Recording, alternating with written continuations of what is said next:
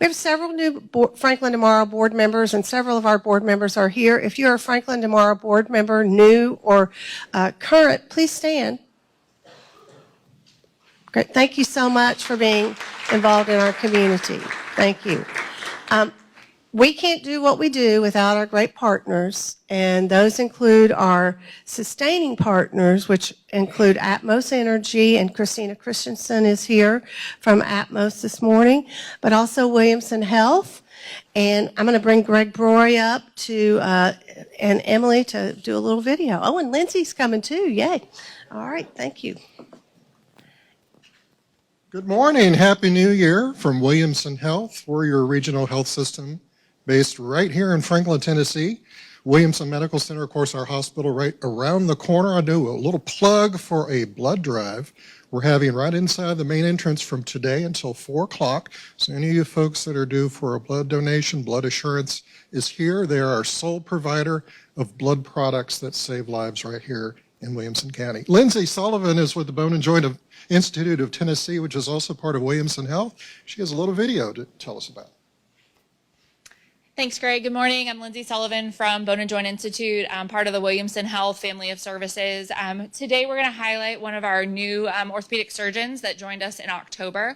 His name is Preet Gurusamy. We call him Dr. G, and he specializes in hip and knee replacements. So he has been brought on, fabulous doctor, great person, and just want you to get to know him a little bit more.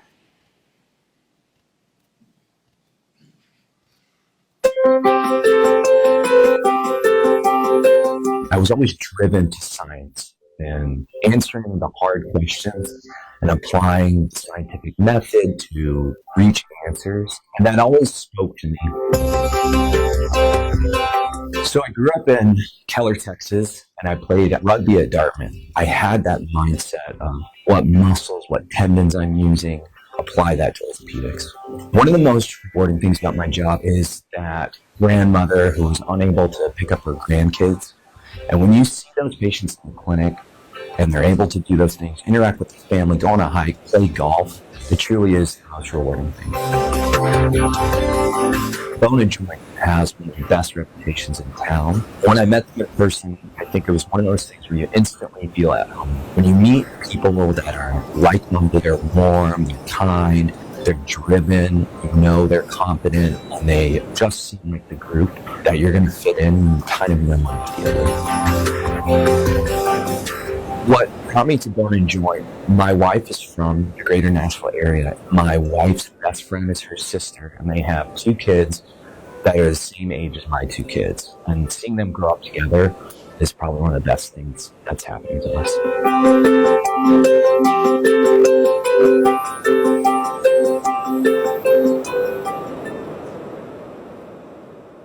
Great story there from Dr. G.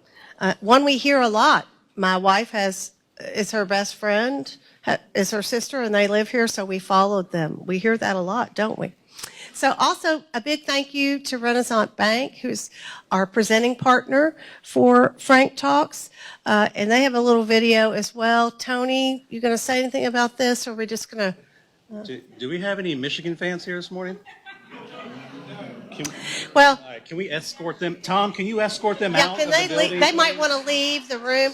Now, I did want to mention, many of you know Curry Andrews and Nelson Andrews. Nelson's son is a player on the Michigan team that will be playing tonight. But also, how about those Titans yesterday? How about those Titans? Yes. Yeah. Okay, well, I had nothing to do with this video. I've watched it, and I'm going to get out of the way is all I got to say. Yeah.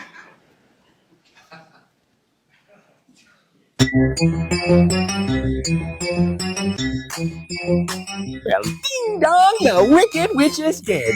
For the first time since the Ice Bucket Challenge, an SEC team will not be playing for a national title, and we here at the Big Ten Show are pretty tickled about it. Turns out you don't even need to steal signals when the other team's only play is quarterback scramble. The boys in maize and blue spent more time in Alabama's backfield than my mother-in-law did in hospice. Like Alabama, it turns out she was faking it and now has plenty of time to play pickleball. Well, now we're going to go to the phones and see how our fellow Big Ten brethren are celebrating one of the greatest events in conference history. Jake from Des Moines, you're on the line. Hey, Bob, thanks for taking my call. Yeah, you know, it is a great day in Big Ten Conference history as our conference commissioner is such a that he can't even punish a bunch of cheaters like Michigan. They can just really go and... Oh, hold up there.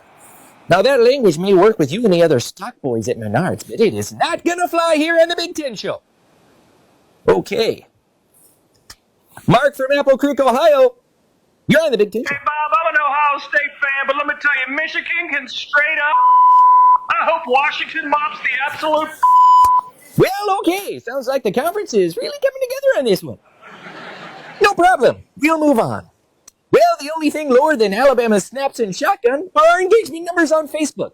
So in a shameless SEO grab, let's go to our very own edible mascot, Steve.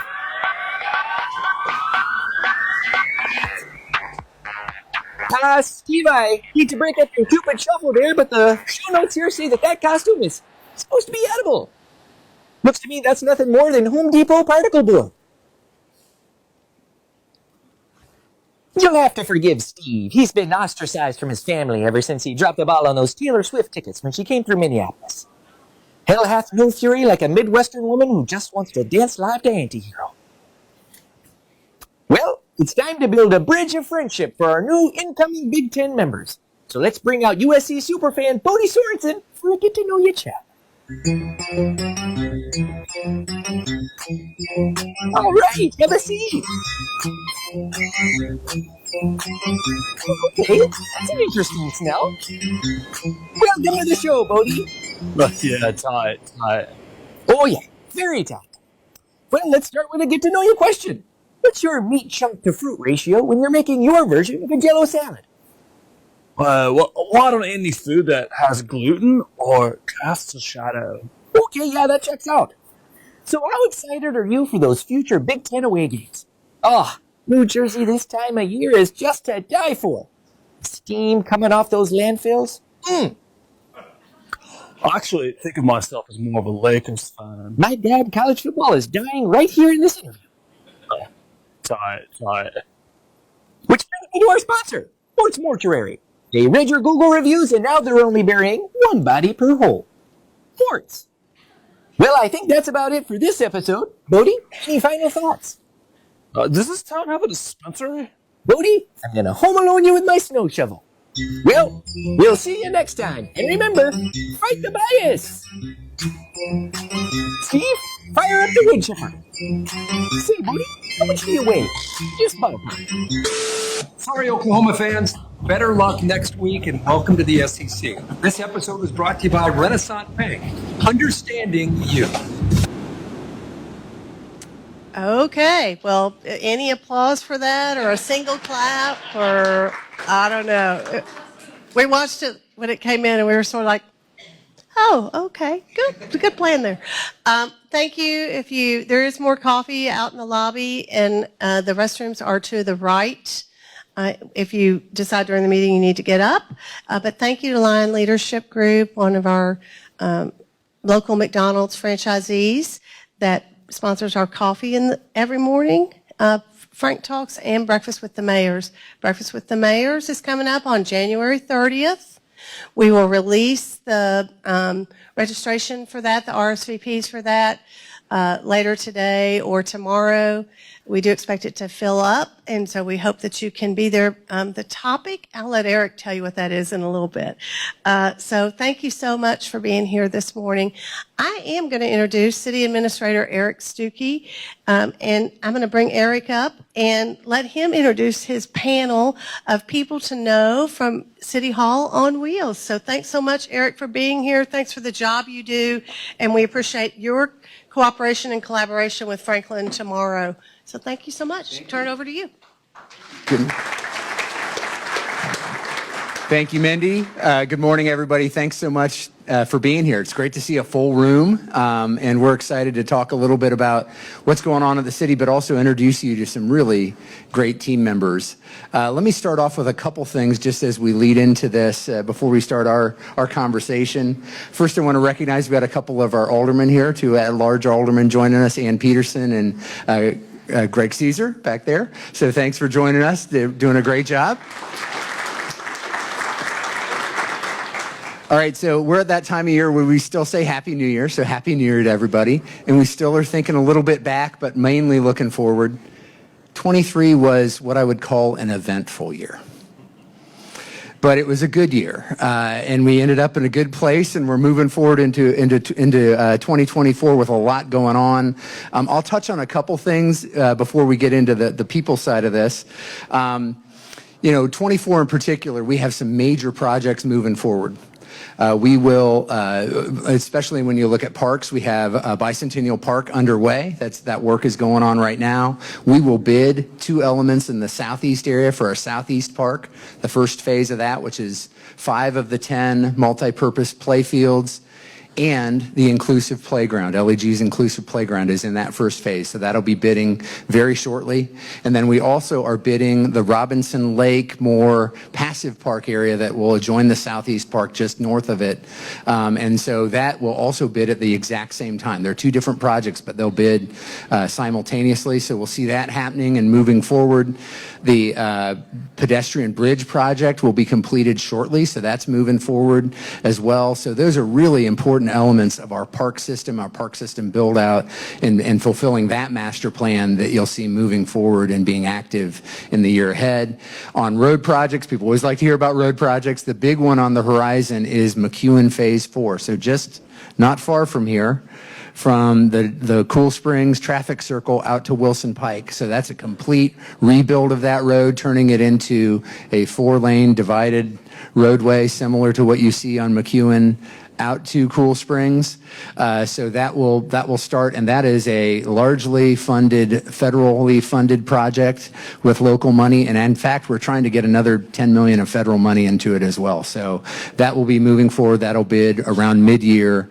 But that's a big project, folks. That is probably a 3-year build. So get ready. You're going to see a lot of cones, and we'll do everything we can to keep traffic moving well while we really completely reconstruct that roadway.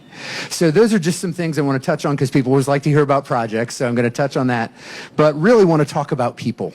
Our team is, we get our work serving the people of Franklin done through our team members. And I wanted to bring to you today 3 what I would consider go-to people. There's a lot of go-to people across our organization, but I wanted to give you some folks. They may not be folks you see every day, but boy, the work they do is critically important to serving you, building our community, and really making it all work. So I'm going to bring each of them up. Come on up. I'll do a quick introduction, and we'll jump in. We've got some questions and some other things to talk about. So let me just go right down the line and introduce to you each of these folks. Amy Diaz-Barriga is our Assistant Planning Director. Amy largely works with our current planning, so that is the stuff that's going from approval into execution. So she sees those last critical phases of those approvals and getting them ready and making sure they fit, that what gets delivered fits the broader, longer-term planning that we've done. So that's an important connection point. Amy also heads up what we call the Department Review Team, which is a multi-departmental group. She sort of chairs that group, and they look at all the various issues that need to be resolved to get development done right. So Amy's been with us about 10 years and does a great job. So welcome, Amy.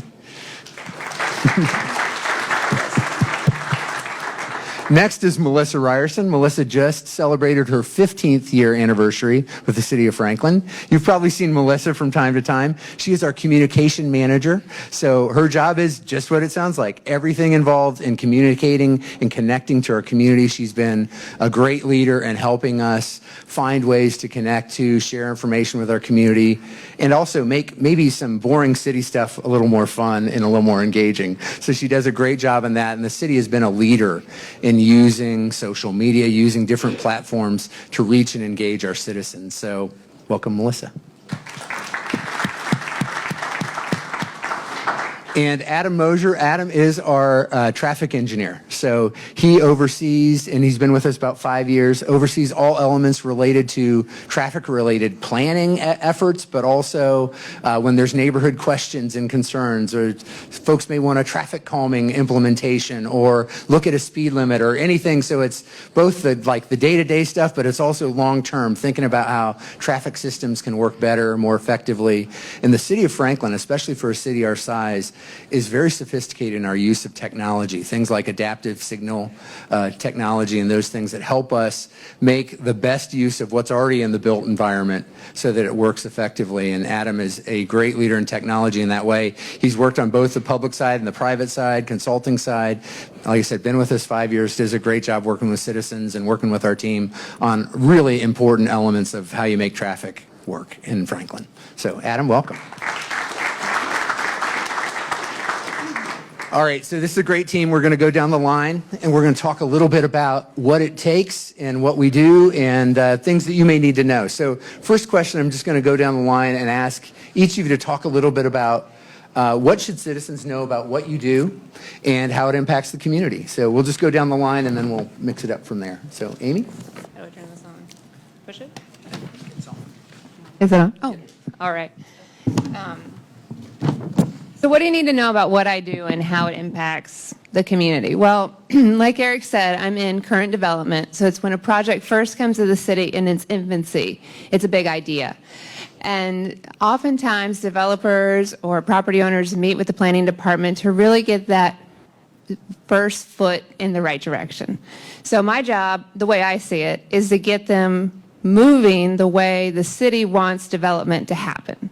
So I meet with them. I try to meet with them as often as possible to really talk through that and really have that dialogue with the developer of, okay, what do you want to build here? And how will that impact Franklin in a positive way?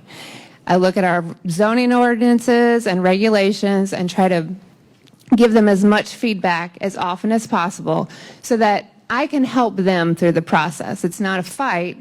I look at it as a team effort where we're trying to both get in the same direction. Great. Thank you, Amy. All right, Melissa, what should folks know about what you do? As you said, I'm the communications manager. I've been with the city for 15 years. And we have a fabulous team in our communications department, and many of them are standing around the room right now. And I like to say that our team is made up of government and former television news professionals to make up a creative crew who tell the story of our department services and our city as a whole. And we aim to be the best and most creative in the U.S. And we have Robert Mott over there, and he's our television operations supervisor. And we have Joey in the back there. He used to be part-time. We just got him full-time, and he is helping with our special events team. We have probably a special event every weekend, and Monique McCullough is not here right now, but and then we have public expression events, which are kind of like protests that you see that have kind of popped up in the last few years. And then we have Stephen Price here, our social and digital media producer, who helps with a lot of the videos and things you see. And not only do we do social media and videos, but we also do press releases. We did about 30 press releases this year. We do crisis communications. We had a lot of that last year and over the years of 15 years. And we do the website. Robert, he tapes all the meetings that we have. We're very transparent. You can see them on YouTube and Facebook, and we stream them all live. And does anyone follow us on social media? Yeah, and we're on Facebook, we're on Instagram, we're on X or Twitter, and we used to be on TikTok for a while. Maybe we'll go back one day, we'll see. But we have about 50,000 followers on Facebook, about 43.4 on Instagram, 40,000 on X, Twitter, and last year we had 3.3 million video views and impressions. So we are impacting the community and trying to keep them informed. Adam, what should folks know about what you do? First, let me say, as a Michigan State graduate, I don't know whether to be offended or honored by that video. But at any rate, and I'm going to take the Tom Izzo. Who am I rooting for tonight? I'm rooting for the Big Ten because Washington's joining the Big Ten. At any rate, what I do in the city is basically anything traffic. So I get a lot of different things. Maybe they're borderline traffic, signs, markings, signal operations, signal timing, developer impact studies. We look at those, the traffic impact studies, and lots of other different things. Citizen complaints about traffic, and you can imagine those are, well, I get a lot of those every day. So, which I like. We like the positive feedback. We like the negative feedback to make a difference. So that's really what we do in traffic engineering. Thank you, Adam. And Amy and I both have Ohio roots, so I was afraid to go into that topic because there's not a beep button available, like the guy on the video had. All right, so we'll have Melissa start with this question. Tell folks what's your favorite part of your role with the city, and then maybe the flip side of that, what can be a challenging part of the job? And I am a Michigan fan by proxy. My husband is from Michigan, and I don't really care about sports, so I just watch it with him sometimes. So I don't really care. Melissa may need a ride home from this. Yes. But my favorite part of the job is working with our great team. I enjoy that. And the mayor and Eric give me a lot of freedom to have fun and get creative and be silly sometimes. I worked for the state for about 8 years, the state of Tennessee, in the Department of Labor, and I once spoke with a man who said, well, government is supposed to be boring. There's not really that much, that is, you can make it interesting. Well, I said, I don't think that's the case, and I think I brought that to the state. If you've been to any of the State of the City presentations, Eric has dressed up like the scientist in Back to the Future. We were able to get the DeLorean. We've done the Tonight Show thank you notes that Jimmy Fallon does or has done. We've done a lot of fun things, and so I love the freedom. Yeah, Top Gun. We did Top Gun. We had a drone. We didn't really get a jet, unfortunately. But the staff and all the departments, that's another thing. I get to work with all the departments and touch everyone and see what they're doing. And they're really nice and dress up in funny outfits too, or sometimes, but they're very nice. And I think we get the story across, and we're informative in a fun, interesting way, or at least we try to. The challenging part, I think, would be the crisis communications and the politics in the last year. And a lot of people think social media is mostly negative, but we get a lot of positive. Really, I would say 90% of the comments and feedback that we get is very positive, and then 10% is negative. And a lot of times the community comes to our rescue and answers those negative questions for us, and we don't have to, so. Adam, how about you? I'd say working in private and public sector both, I actually prefer the public sector. And the reason why is because you can make a difference. If there's a crash, we can change the signal timing. We can get traffic moving. We can see it. We have 34 cameras, traffic cameras. We have all of our signals are connected to our central system back at City Hall. So we can make changes to the signals in real time if we have to. And, crashes happen, and sometimes that's necessary. The challenging part would be sometimes there's too many cars for the lanes, and there's not a whole lot you can do. You can't correct it with signal timing alone. So that's why we widen roads and do those types of things to try to get more capacity. Franklin is a very vehicle-centric city. We don't have our public transportation. We could definitely be doing getting more ridership. We hope to improve that in the future. But a vehicle-centric city makes it very challenging to move those vehicles. So that's it. Thank you, Adam. Amy, how about you? Yeah, Adam touched on it. I do feel like I'm a public servant, and so some of my favorite things to do in my role is to work with the city team and the development team to really bring a project that I can stand behind and be proud of when it goes before our board of mayor and aldermen. I love being able to work through the details with the developer and to get them to see why they chose Franklin to develop in the first place. And when we can all stand up and say, yeah, we want this to come here to Franklin, it's just the best part of my job. And so on the flip side of that, that's also the challenging part, is the time it takes sometimes to get to that point. But that's okay. That's what my job is for, to talk through the whys of why we have the zoning ordinance that we do and the long-range plan that we do, and help everybody understand that so that hopefully every project is one that I get to stand behind. And the other part of my job that I really like is I don't do it in a bubble. I don't, it's not planning that's standing up and presenting a project. It's the entire team. Eric mentioned that I'm on the development services team, or the development review team, but that's a group of 30 people almost reviewing every single project and looking at it comprehensively so that we're not in silos, that everything works together as best it can. So I just love that we can do that, and we all work together so well that it's just really enjoyable to do my job. I really like it. Well, and Amy's being somewhat humble. She chairs that committee, and actually that is frequently held up as one of the, we have a lot of meetings at the city. Guess what? But it's one of the best meetings that we have, in that she really gets results. She gets things done very efficiently, moving through, getting all the concerns on the table that need to be on the table, get them addressed, keep things both moving, but also making sure there's that important feedback loop to the development side, so they know what the expectation is and where maybe the mark has been missed, and how we get decisions made and get things done. And so great job on that. All right, so let's talk about the next question, and Adam will get to lead this one off.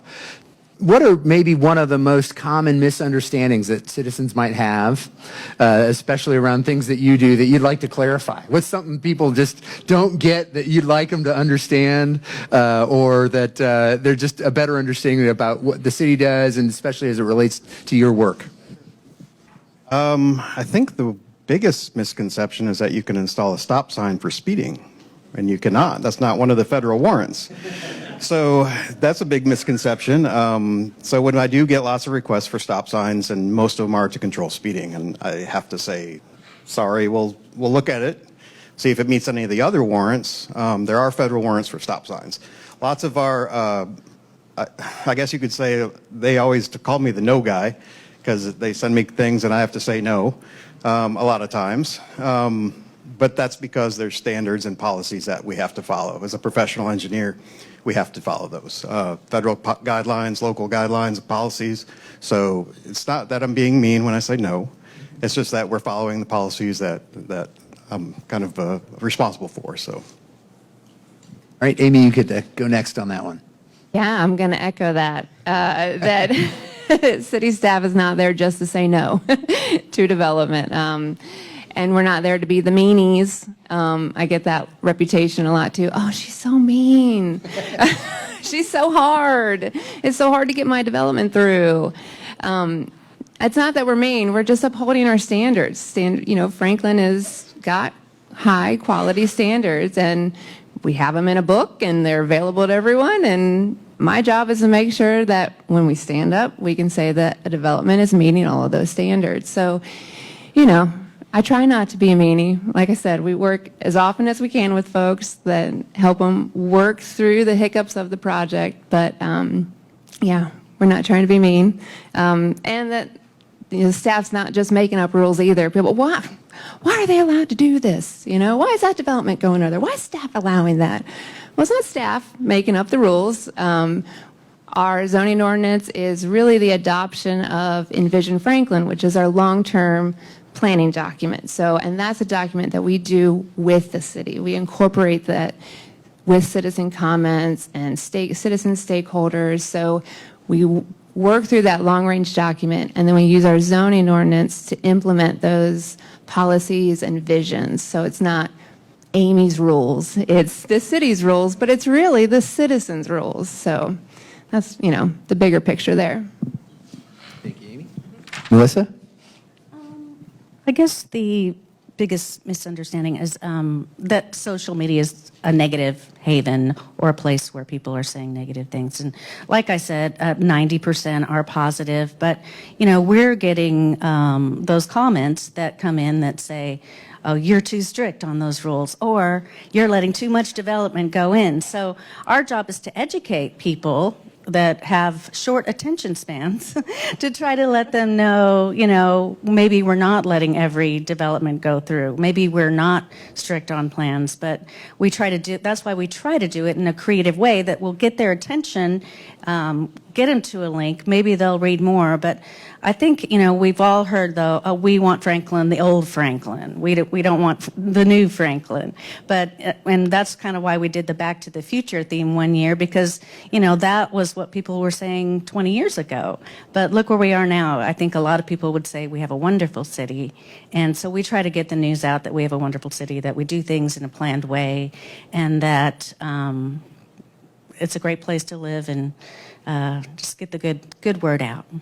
I want to give a plug to Melissa. She does her and her team do a great job with reaching out to everyone when we do need that citizen feedback. I mean, you hit every avenue I've never thought of before, so you really can pull people in, and that's exactly what we need in the planning department when we create those documents. So thanks. So one of the things we talk about when we talk about standards and having those is we never apologize for having a high standard. That is the quality begets quality kind of concept. And Franklin has been built on that. Good long-term planning, setting the standard, and implementing the standard. What we never want to have is what is perceived as a changing or uncertain standard. So we try really hard to be predictable, consistent. The advice Amy talked about earlier in this discussion, which is get with us early, get with us in the front end so we can help you understand the path to get to your goal, as opposed to getting so far along and then there may be a fatal flaw that you could have anticipated if you'd gotten with us sooner. So one of the first things that I always say when I'm dealing with anybody who's considering a development project is get with us as soon as you can so that we can understand where you're going and give you kind of those guidance points and kind of help you with that roadmap to success. Because, you know, we all want a positive outcome for the property owner, for the development side, for the community, but we need to do that together, and having the time, the benefit of seeing those issues up front and engaging on those, and that's really, really important. So I think that just adds to that piece of, you know, when we have a conflict, we really try to uphold a high standard, but do it consistently as we do it. So, all right, so we're heading into 2024, new year. New things on the horizon. What are you most energized about that is coming your way in 2024? Well, I have seen some really out-of-the-box ideas come into me in their infancy, and it's so exciting to see that there's creativity continuing to come to Franklin. I think one of the things that I can point to that, you know, I'm allowed to speak about is we've gone through the Envision Franklin process of updating that document over the last year and a half. It's going to come to fruition, I think, in March, April timeframe. And one of the things that came out of those discussions was this factory arts district that our Board of Mayor and Aldermen really instigated and has, I think, been embraced by a lot of folks. So that's a really exciting thought that we're going to have an arts district in our community. So it's stuff like that it's like, wow, I can't wait to see what that brings us. There's some other developments that have been going through the public process, like Armistead, which is just north of West Haven. It's an agrarian type community where they're going to mix this rural living with some mixed use. And just to see how that plays out is going to be also really interesting to see. So all these creative ideas that are coming down the pike, it's exciting to see what the end of 2024 is actually going to produce for the city. All right, so sometimes we talked a little bit about sometimes the concern you hear, the complaint you hear. What is there in our process that contributes or helps encourage those creative ideas? I think the openness for us to have dialogue. I mean, even though we have high standards, that one of the high standards is just creative quality design. And so I think, you know, I guess to answer your question, what is there on the table now to foster those ideas is just our openness. I mean, we're not here to close down design, we're here to talk through it. And so if a developer is willing to talk and think through the big idea, we're willing to get them across the line in our regulations that we have. Thank you. All right, Melissa, what's energizing you about 2024? We have a good board in place and a good mayor, and I'm looking forward to working with them. And just all the departments, we're in the process of hiring a new public affairs person for the police department, and I want to work on a fun, creative recruitment video for police, and then fire will probably want that as well. And just kind of doing the same things that we do, but promoting some very exciting projects that have been mentioned: Bicentennial Park, LEG's Dream World, the Factory District. I think it's going to be a great 4 years, 2 to 4 years, yeah. Yeah, on the traffic side, technology, we have a State Route 96 Murfreesboro Road technology project coming out. What is it going to do? We're going to put in, it's not real technology, flashing yellow arrows at some of the intersections, which have been proven to actually improve safety instead of just what we call a doghouse or a 5-section head where you have a green ball and you don't know what to do. The flashing yellow arrow kind of makes you say, oh, I got to pay attention to the opposing traffic before I make my left turn. With that project, we also have what's called connected vehicles. So what is connected vehicles? Connected vehicles is basically all the vehicles that have been sold in the last 4 to 5 years have LTE cellular technology in them. So the vehicle is constantly communicating, whether you know it or not. It is. It's got its position, where it's heading, if the wipers are on, and things like that are being broadcast. Anti-lock brakes, airbags, the old OnStar system that everybody knows about. So that's an interesting thing, because now we're going to be getting that data. That's anonymous. We don't know who you are. But at least we'll be getting that data to say there's a crash. It'll alert us, and it's pretty exciting. It's you'll see it as soon as the flashing yellow arrows go up. You're like, oh, the technology's here. So that's really cool. So I'll answer this question too. In terms of 2024 and something that ties into what Mindy teased a little bit earlier, one of the things we're working on with the board is an update of our strategic plan. We have the Franklin Forward Strategic Plan that was put in place about 10 years ago, the first full-blown strategic plan the city had ever had. So we've learned from some things from that, and we've had it in place, but it's time for a refresh. So we started that process in December with the board, talking about some key values of the board, of the community, those kind of things. That dialogue has started. But we're also going to engage the community along the way. And the idea is to have a 10-year outlook of things you'd like to achieve in that 10-year window, but also some really specific deliverables in the next 1 year, 2 years, 3 years. So we want to engage the citizenry in helping us with some feedback on that. We're also using information we already have. A little over a year ago, we had a full-blown citizen survey that we completed, so we're pulling in some data from that. Some other key information that we have, other elements that are part of other key planning efforts that we do. So that will be a really important initiative over especially the first half of this year.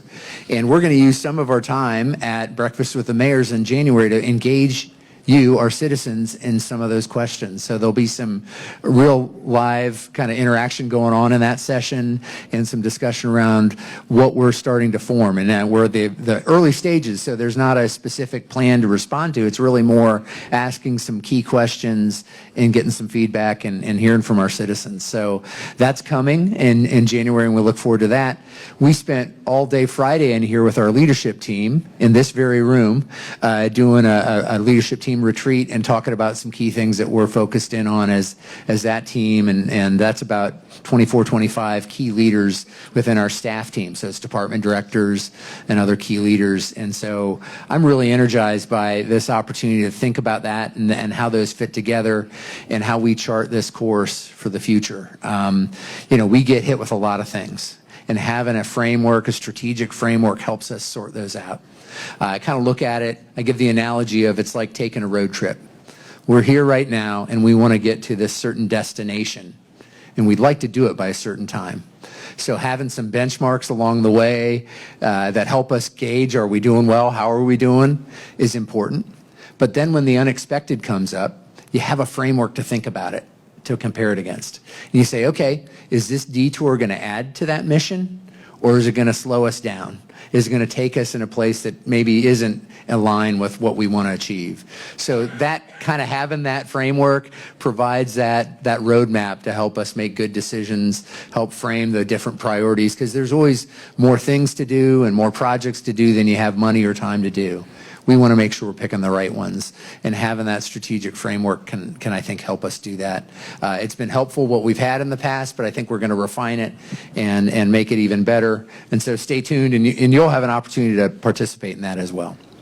All right, so we have folks that we talked about that have been here 5, 10, 15 years, and I'd love to hear your reflection on what you've seen change within the organization, within the community in that time frame that is most striking to you.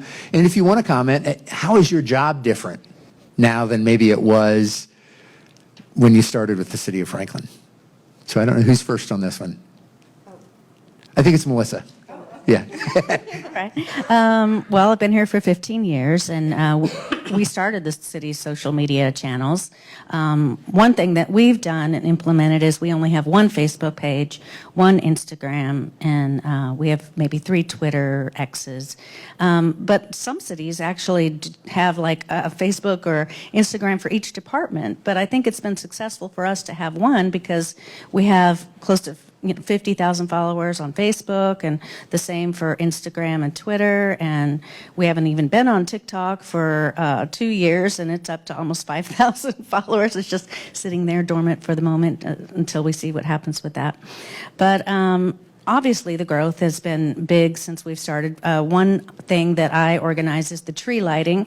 We used to just have one little elementary school. It was small enough to actually fit in City Hall. It was just their parents, and we'd flip a homemade switch made from our streets department and light the tree, and then have cookies for the kids afterwards and cider. And now I think the last tree lighting was maybe 15,000 people, and the cheers when the tree lights, and Mindy and the community helped us with our first tree to get a 40-foot tree, and now we've had to replace that tree, and it's huge, and I think it's all been positive change. Yeah. So good change, and we're doing a lot more social media too. And Santa used to be our former city engineer, Dave Parker, in a Santa costume. So we've upgraded Santa too. Nothing against Dave, but Adam, how about you? What have you seen in your 5 years? Well, I came in right before COVID, and I think it's no secret that traffic patterns have changed since 2020. We're seeing a lot more midday traffic, mostly because of the work from home. More people are able to get out and do errands rather than staying in an office all day.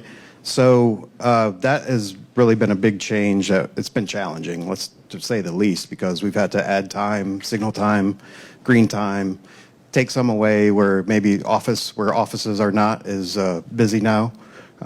So yeah, that's our biggest challenge over the 5 years, is just managing that traffic. Adam. Good.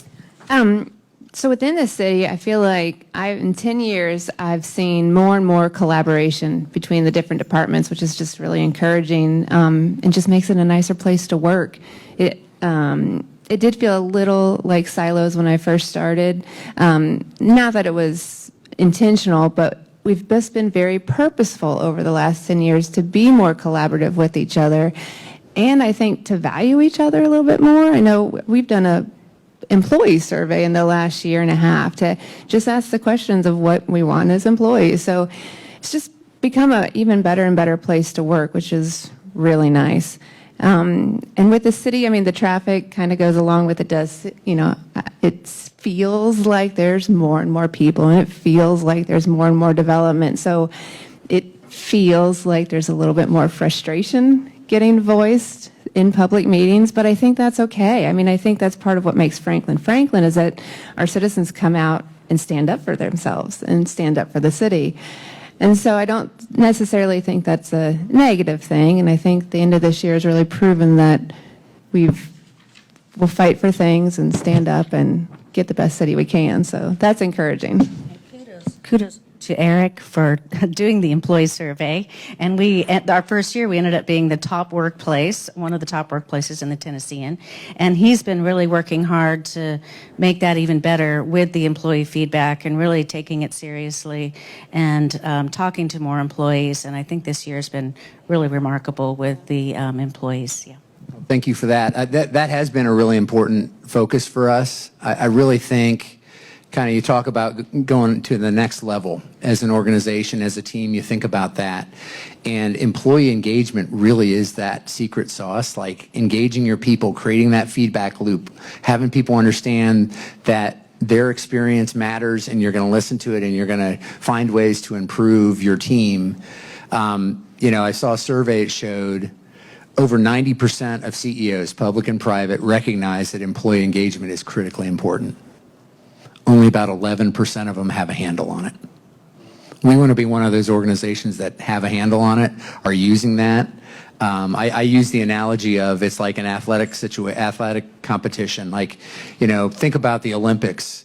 You were an NCAA champ. What's the difference from that level to get on to the Olympic team? May not be small, but it's important. It may be small, but it's important. What's the difference between being on that Olympic team and getting on the podium? Again, critically important. Now, may not be a huge difference, but that difference makes all the world, right? So we're trying to find that through the engagement process. And so that's something we're working on very deliberately. Our people are our most important resource. We've got close to 800 people that are dedicated every day to serving you. Aspects of what we do works 24/7, never stops. And we want to make sure we're supporting that team the best way we can. So that's really been an important piece.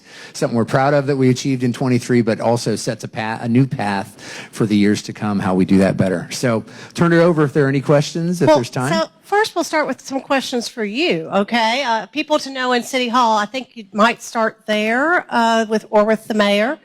But Eric, you've been here now over 15? I just hit my 15 years, yeah. 15 years, so what's changed? That question you asked them, what's changed for you in that time frame? Well, we obviously have seen a lot of growth, and I have been here long enough where I remember what things used to be, and I can have that conversation about this used to be that, now it's this.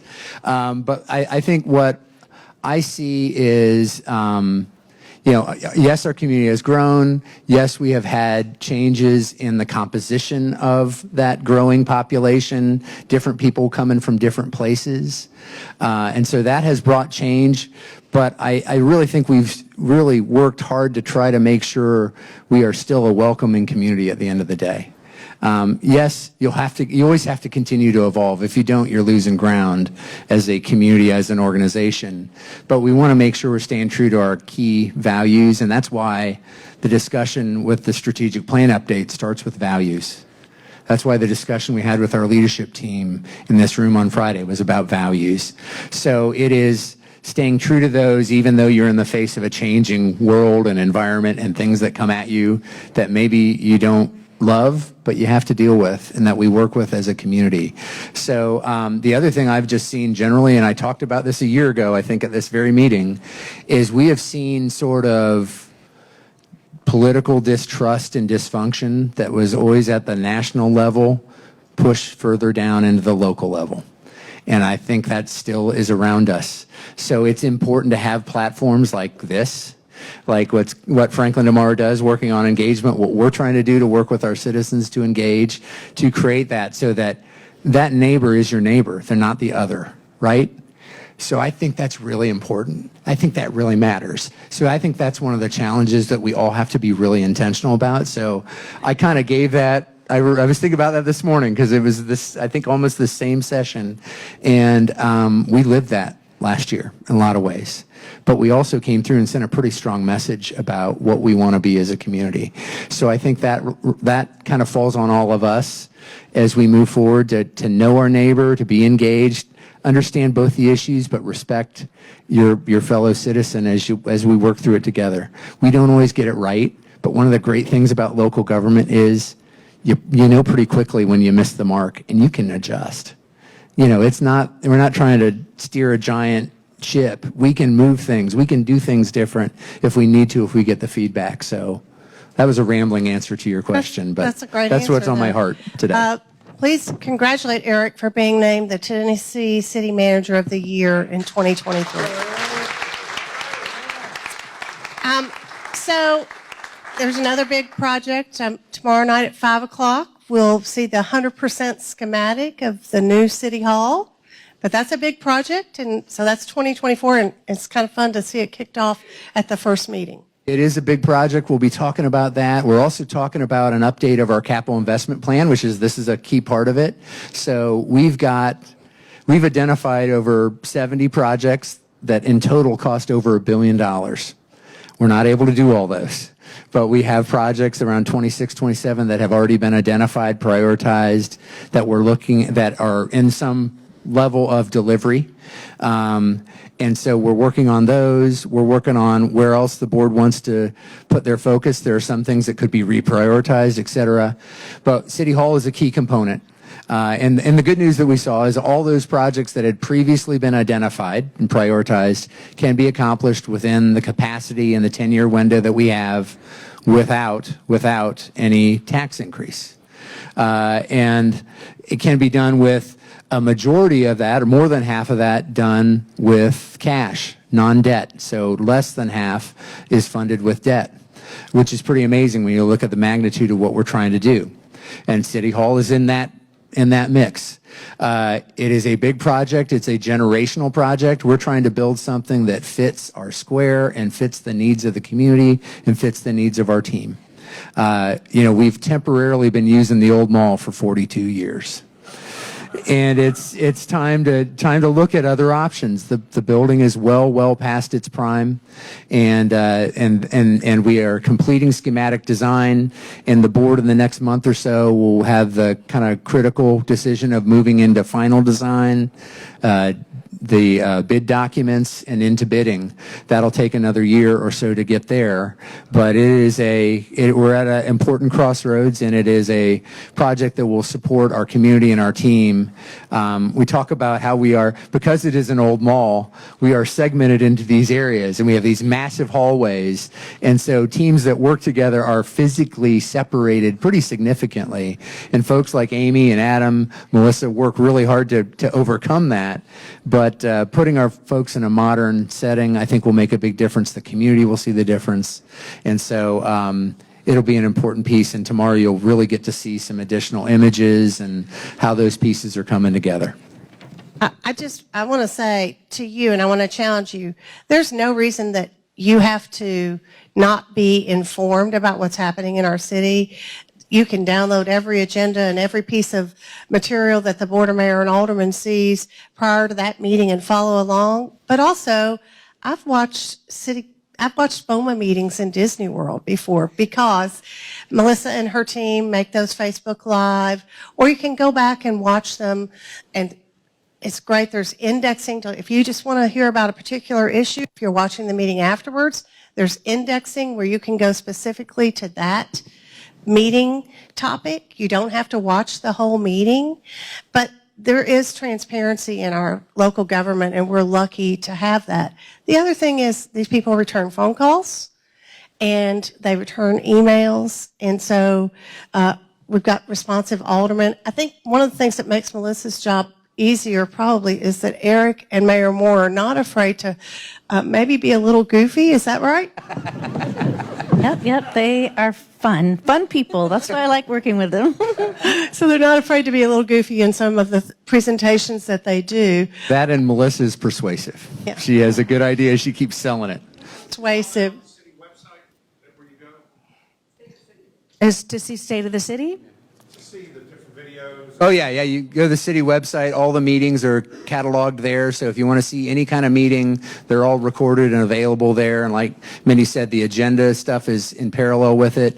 And you see all the agenda materials the board members get, you can see publicly. And those typically are published in the newspaper on that Thursday, but then online that same day, you will see all that content. And you can also, maybe we'll do something where we can teach you how to look deeper for those agenda items, but under government it says meeting agendas and minutes, and you can look at those and see the video recordings where they're indexed. They're also on YouTube.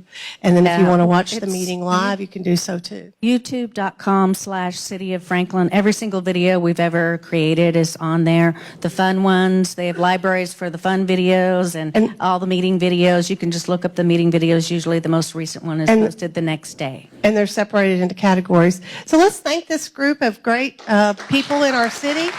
And thank you so much for being here for that. I want to tell you about a few things that are coming up.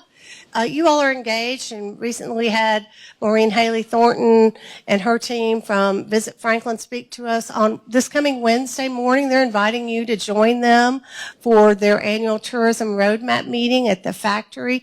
There's free breakfast. All you have to do is RSVP for that and be there at the factory. They're going to release some special announcements and their vacation guide and visitor data.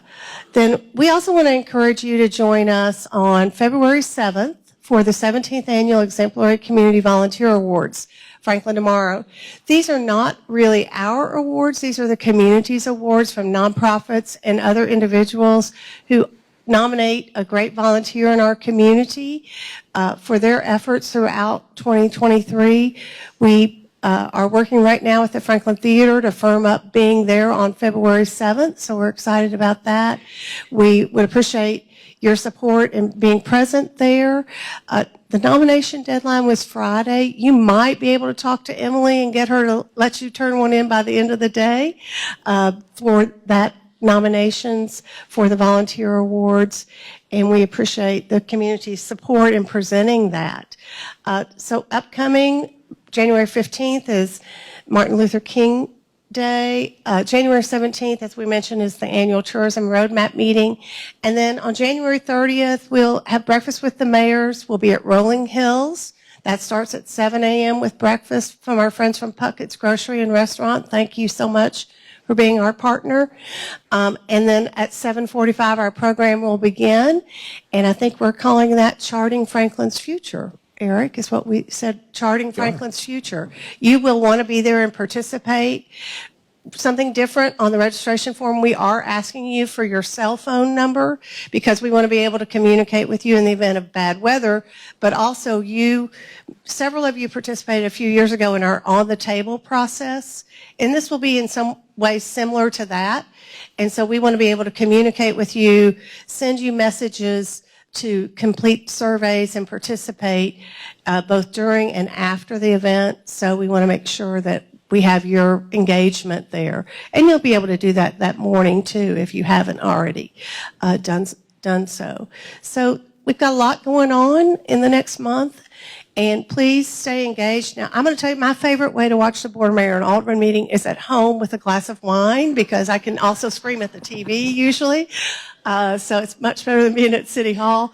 But hey, I might be there tomorrow. I don't know. You know how they do the Manning cast for Monday Night Football? We could do the Mindy cast and have Mindy in her glass of wine giving commentary. I think it would be great to have somebody calling and handicapping the board, mayor, and alderman meeting. Wouldn't that be great? I mean, it would be so fun, and Tom Lawrence and I could do that in a heartbeat. We could do that in a heartbeat, and we'd have some good viewership there for sure. But thanks for being here this morning. Just as Melissa said, if you don't already follow the City of Franklin on your social media, please do so because you'll be engaged. And please also follow Franklin Tomorrow. We share a lot of what Melissa and her team produce, and we are grateful for them always being present at Frank Talks and Breakfast with the Mayors to be able to share our programming as well. So we hope you go out and make it a great day, stay warm, and we'll see you soon. Thanks so much.